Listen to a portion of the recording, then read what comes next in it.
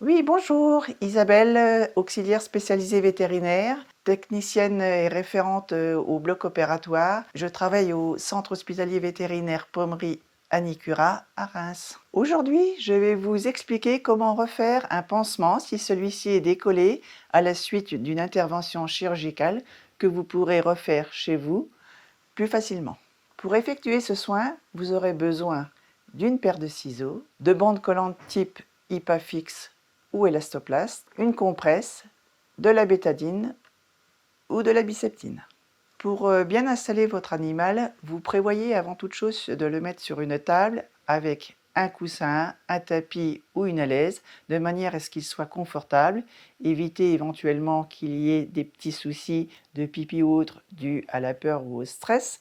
Vous le caressez bien et ensuite il faudra le coucher suivant l'endroit où se situe la plaie, soit sur le dos, soit sur le ventre, soit sur le côté, avec des positions bien particulières, et auquel cas, si l'animal n'est pas coopératif, il faudra certainement être à deux.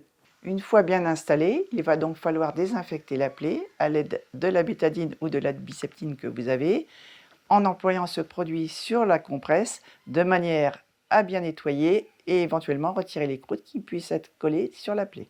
L'utilisation de la compresse se fait par tamponnement et non pas par frottement, de manière à ne pas provoquer d'irritation sur la peau ou sur la plaie.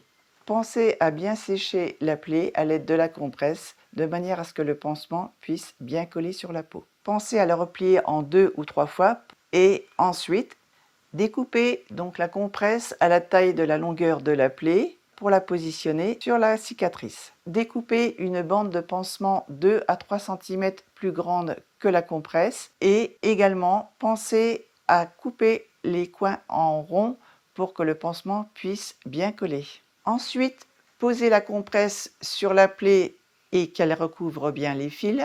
Pensez à retirer le film du pansement et appliquer celui-ci sur la compresse de manière à ce qu'il englobe bien celle-ci et qu'il adhère bien à la peau. Une fois que vous avez bien vérifié que le pansement est bien adhérent à la peau, pensez également à remettre la collerette si vous en avez une de manière à ce que l'animal n'y touche pas.